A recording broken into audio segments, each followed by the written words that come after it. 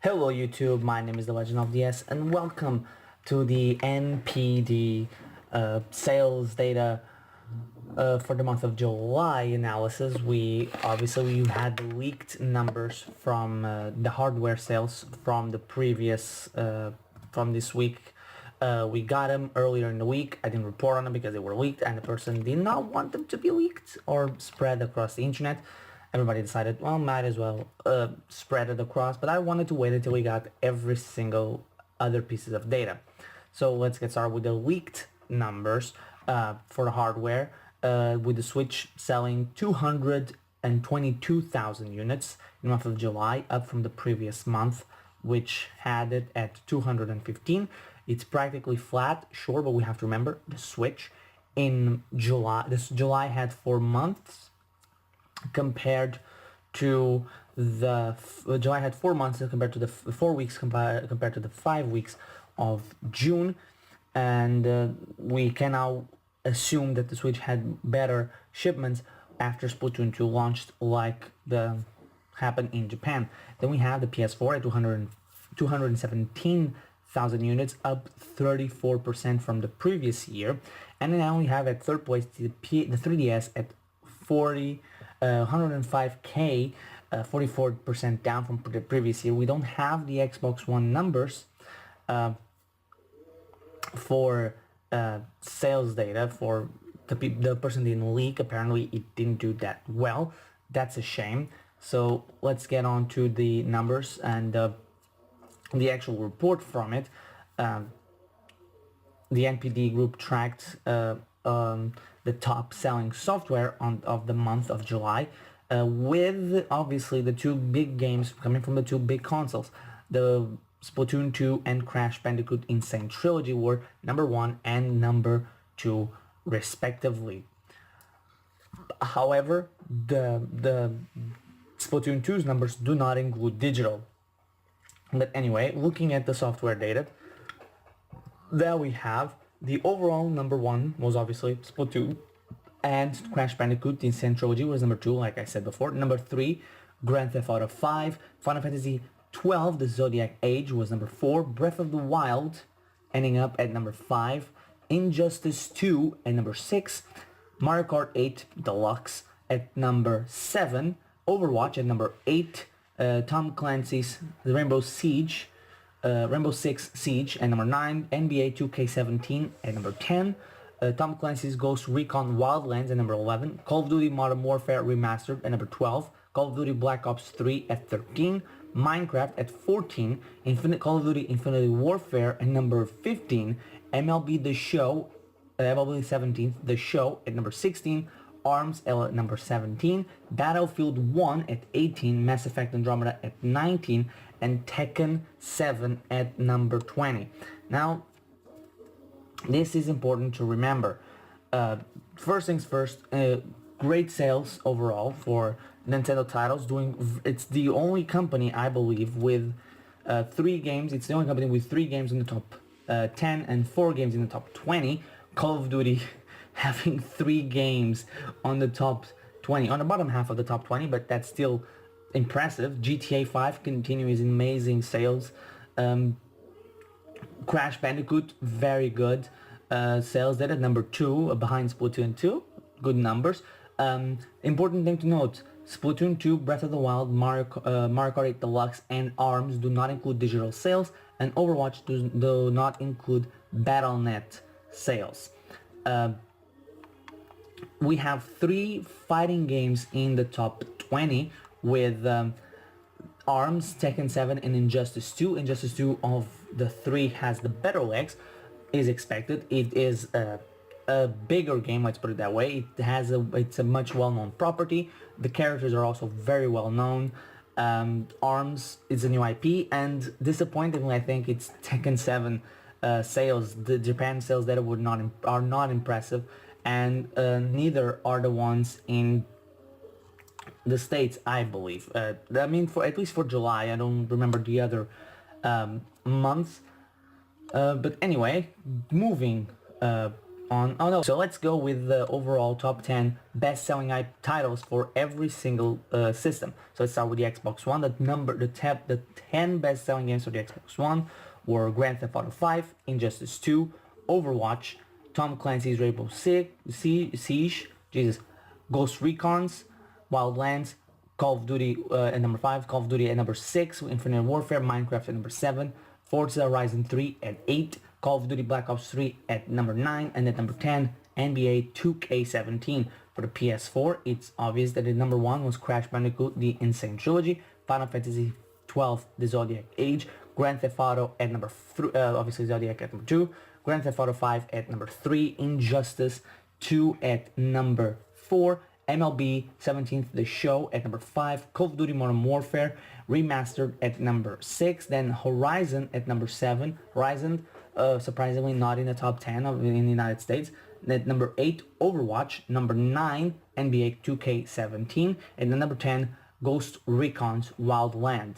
Now for the Nintendo Switch, we do have Splatoon 2 obviously at number 1, Breath of the Wild at number 2, Mario Kart 8 Deluxe at number 3, 4 is the 4th position goes to ARMS, 1-2 Switch holds the number 5 position, number 6 goes to Ultra Street Fighter 2, the Final Challengers, number 7 Lego City Undercover, number 8 Cars 3 Driven to Win, number 9 Fate Estella, the Umbral Star, and number 10 Just Dance 2017. Now, I do believe outside of maybe Ultra Street Fighter 2, 1-2 Switch, and Lego City Undercover, all the other 3 games in the top 10 show why there is some validity to the fact that Switch does not have many retail games. It has many games, but not many retail games. I mean, Cars 3, Fate Estella, and Just Dance 2017 are in the top 10 for best-selling games on the Switch this month.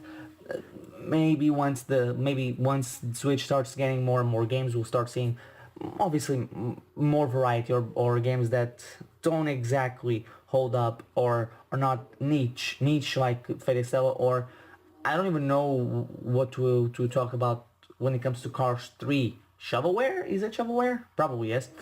And for the 3DS, very interesting top 10 with Pokemon Sun at number 1, Miitopia at number 2, Super Smash Bros. At number 3, Pokemon Moon at number 4, Super Mario Maker number 5, Hey Pikmin at number 6, Mario Kart 7 at number 7, Fire Emblem Echoes, Shadow of Valentia at number 8, number 9 goes to Ever Oasis, and number 10 is Mario Sports Superstars. Interesting top 10. Very interesting to me that Pokemon Sun is number 1, but Pokemon Moon is number 4.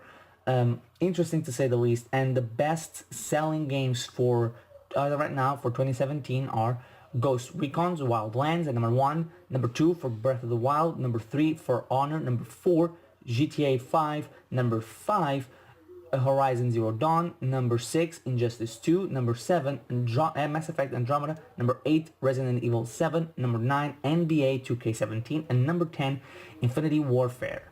Very interesting that there's 2 exclusives on this list with Horizon Zero Dawn number 5 and Breath of the Wild at number 2. Interesting that Mario Kart 8 has not reached the top 10 yet, and Breath of the Wild is. It will probably reach it by the end of the year. We'll have to wait and see how well games like Horizon Zero Dawn and Injustice 2 hang on for the rest of the year. It shouldn't take too much time for Mario Kart 8 to surpass Resident Evil or Mass Effect Andromeda. And the best-selling games from July 2016 to July 2017 are Call of Duty Infinite Warfare number 1, Battlefield 1 and number 2, NBA 2K17 and number 3, and Madden NFL 17 at number 4, Grand Theft Auto 5 and number 5, Ghost Recon at number 6, FIFA 17 and number 7, Breath of the Wild at number 8, number 9 goes to Final Fantasy 15, and number 10 goes to For Honor. Very interesting top 10 from July to July, because Breath of the Wild is actually in here, the only exclusive to be in here, and one of the only 3 games that have actually came out from 2017 to be on this list. Also, amazing that GTA 5 is still on this list. But good number, especially for Nintendo. But it's very interesting that in the top 10 we do have those Nintendo games all there. Splatoon 2, obviously the big launch of the month, but Breath of the Wild number 5 and selling better than Mario Kart 8. I think it's shocking.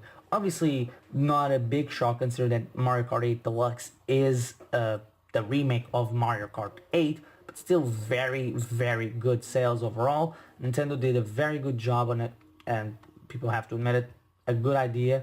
There was to port over both Mario Kart 8 Deluxe and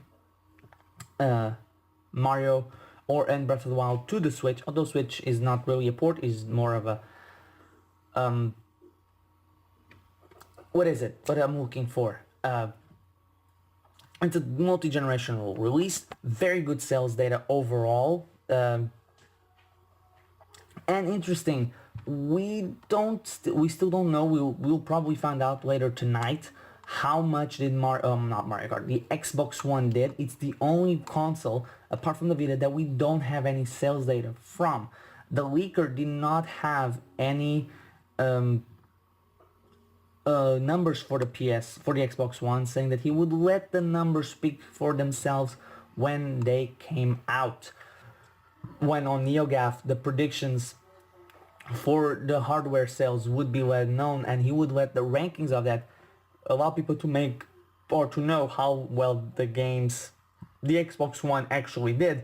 But given what he said, and given the fact that he did not include it in his 3 consoles, and he listed the 3DS that was 45% down, does not bode well for the Xbox, considering that we still have a long way to go before the launch of the Xbox One X comes out. Xbox One X is November, if I'm not mistaken, and we still have months on end until we get there. So overall, it's good that we finally see that that Switch is getting more stock. Obviously, there will be people that they're going to try to downplay the success of Splatoon 2. It's very entertaining to me. Splatoon 2, I believe, rumored has it that in retail did 300,000 units, which is very good. But overall, very good numbers, and the Switch just doesn't stop, does it? Let's see, August will be an interesting month. I don't believe we have many new games coming out this month. I don't believe we had a big one come out. I know we just had Sonic Mania, but I can't quite remember if there's any big games coming out in August. I know we have Mario and Rabbids coming out on the 29th, but that's still a long ways away. Not really a long ways away. It's going to be at the end of the month. If that topples the month of August, that'll be interesting. Also, it would be very curious to see if we can have Mario Kart, Breath of the Wild, Splatoon 2, and Mario and Rabbids in the top 10. I don't know when was the last time we saw a company with 4 games in the top 10, especially if ARM hangs on to the number 4 position for the month, if it can keep getting himself in the top 20, would be very interesting and very curious to see. So yeah, I've been the Legend of the S, and keep what I've been the Legend of the S. Remember to like, comment, subscribe, and I'll see you guys next time.